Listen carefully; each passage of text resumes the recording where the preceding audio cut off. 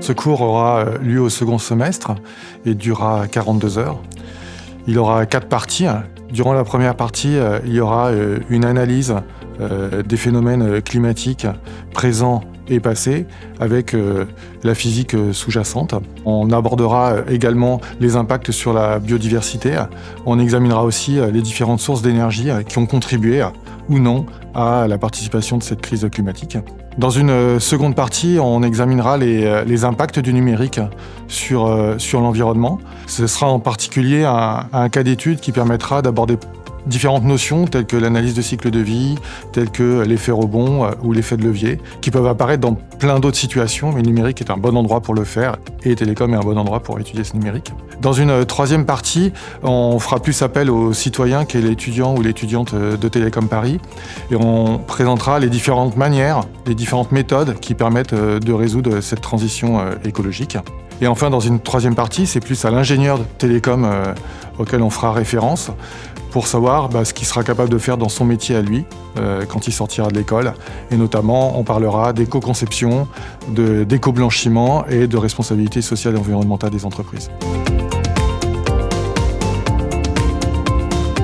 Tous les intervenants qui seront en interne appartiennent soit au département technique de l'école, soit au département sciences économiques et sociales. Le premier objectif est que les étudiants et les étudiantes comprennent bien les phénomènes physiques sous-jacents à la crise climatique.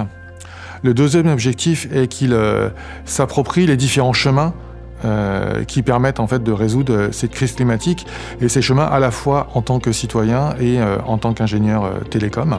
Et le troisième objectif est qu'ils soient capables en fait d'intégrer du numérique dans la résolution de la crise climatique et dans la construction justement de ces différents chemins. Ce cours sera traité comme tout autre cours de l'école, avec des ECTS associés, des contrôles et un emploi du temps tout à fait classique. En revanche, il permettra aux étudiants de s'approprier en fait les méthodologies qui permettent d'analyser les techniques qui seront décrites, qui seront conçues et qui seront optimisées dans les autres cours à l'aune en fait de la crise climatique et écologique. Et donc ce cours leur permettra d'avoir une lecture critique de ce qui se passe dans les autres cours, notamment techniques. Alors pour concevoir des solutions numériques respectueuses de l'environnement, il faut d'abord avoir conscience que c'est un problème extrêmement difficile. Et la raison en est principalement que pour cela, il faut être capable d'analyser les usages réels de ces solutions. Et ces usages réels sont malheureusement pas toujours connus à l'avance.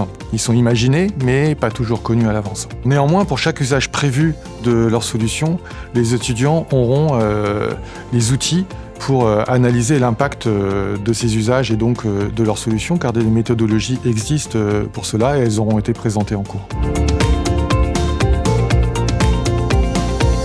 Ce cours ne sera pas une série de conférences de sensibilisation, mais un vrai cours qui montrera honnêtement les différentes facettes de responsabilité et les différents écueils qu'il faudra éviter.